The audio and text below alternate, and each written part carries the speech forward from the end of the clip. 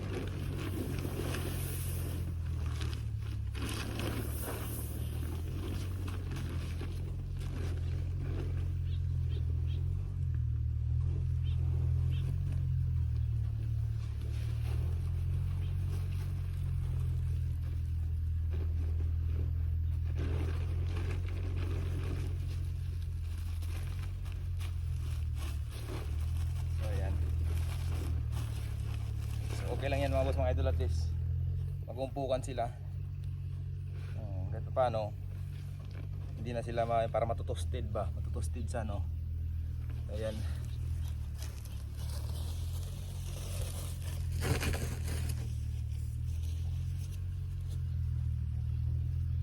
Mag-isa lang ako mga boss, mga idol, wala akong kasama, so medyo mainit din yung yung panahon. So antayin ko na lang na mamaya mga alas 3:30 yun, pwede ko na yun to.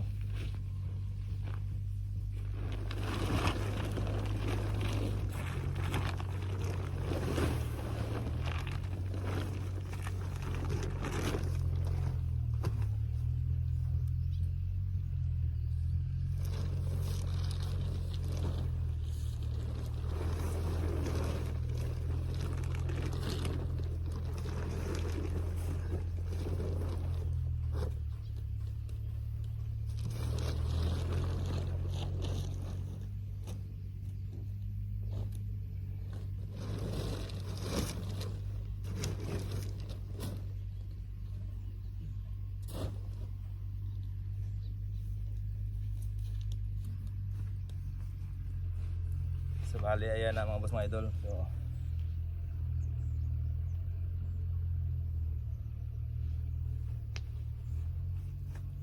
ano siya tawag dyan, kitupan ba? Kito.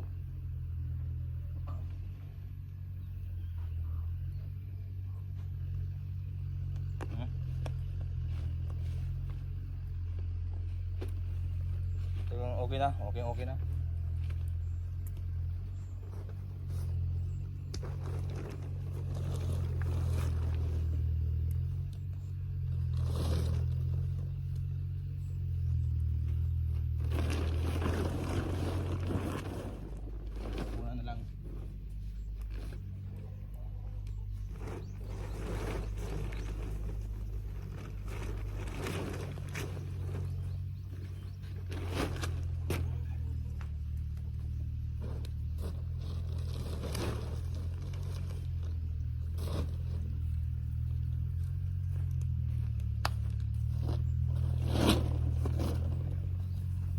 Ayan, buhay probinsya. Ayan. Ayan na mga boss, mga idol. So tinabunan ko muna dahil napakainit talaga. So ayan, dito ako pumasok na ako sa loob. Kaya ang ginawa ko, tinabunan ko muna yung ano, yung trapal, ng trapal yung ano, yung palay. Dahil kung ikakarga ko na yan sa sako ngayon, sigurado matutosted ako dahil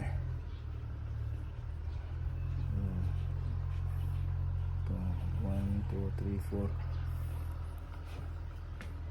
Toasted ako dahil napakalakas nagsikat ng araw. Pero yan, laban lang. Ganun talagang life. Kailangan mo laging harapin ng mga pagsubok sa iyong buhay hanggang tayo nabubuhay dito. Basta laban lang lagi, walang susuko. Yan. So ayan, doon yung ating palay na ano yun. Yan, kaya yan, so antin natin mamaya mag ano, kulimlim yung ano ba, hindi naman yung ulan, yung mawalan yung araw, yung katulad nito, tawag dyan, yung katulad dito, yung hindi maaraw ba, yung ano na siya.